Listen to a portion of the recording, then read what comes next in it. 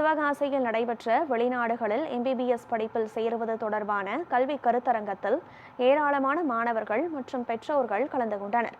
விருதுநகர் மாவட்டம் சிவகாசியில் சேஃப்வே education consultancy சார்பில் வெளிநாடுகளில் எம்பிபிஎஸ் படிப்பில் சேருவது தொடர்பான கல்வி கருத்தரங்கம் நடைபெற்றது. நிறுவன தலைவர் பாஸ்கரன் தலைமையில் நடைபெற்ற நிகழ்வில் மருத்துவ படிப்பிற்கான தகுதிகள், சேர்க்கை நடைமுறைகள், கல்வி கட்டணம் உள்ளிட்டவை குறித்து விரிவாக விளக்கமளிக்கப்பட்டது. இந்நிகழ்ச்சியில் சிவகாசி மற்றும் சுற்றுவட்டார பகுதிகளை சேர்ந்த ஏராளமான மாணவர்கள் மற்றும் பெற்றோர்கள் கலந்து கொண்டு பயனடைந்தனர்.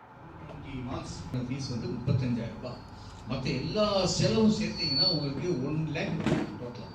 அப்போ இங்கே சாதாரண ஏழை குழந்தைகளோ அல்லது கிராமப்புறத்து மாணவர்களோ நடத்த குடும்பத்தை சார்ந்தவர்களோ டாக்டரவே முடியாதான் அப்படிங்கும்போது தான் அதற்கு வழிகாட்டுவதற்குத்தான் எங்களுடைய சேஃப்வே எடு கன்சல்டன்சி நிறுவனம் மூலமாக நாங்கள் ரஷ்யாவில் மருத்துவக் கல்வி பயில்வதற்காக நாங்கள் மாணவர்களை பெரும்பாலும் அனுப்பிக்கொண்டோம். இப்போ எங்களுடைய மாணவர்கள் 540 பேர் சேஃப்வே எடு கன்சல்டன்சி மூலமாக ரஷ்யா சென்று ரஷ்யாவினுடைய அரசாங்க மருத்துவ பல்கலைக்கழகங்களில் மருத்துவம் படிச்சுட்டு இருக்காங்க.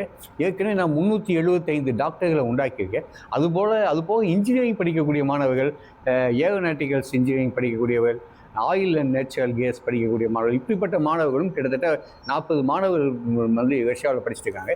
ரஷ்யாவில் படிக்கிற என்ன அனுபவம்னா, ரஷ்யாவில் எல்லாமே கல்வி முழுக்க அரசாங்கத்துக்கு மட்டும்தான் சொந்தம்.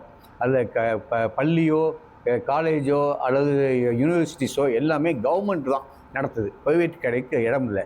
அதே போல் மருத்துவமனைகளோ மற்ற டாக்டர்களோ அரசாங்கம் தான், அரசாங்க மருத்துவமனைகள் அரசாங்க டாக்டர்கள் தான்.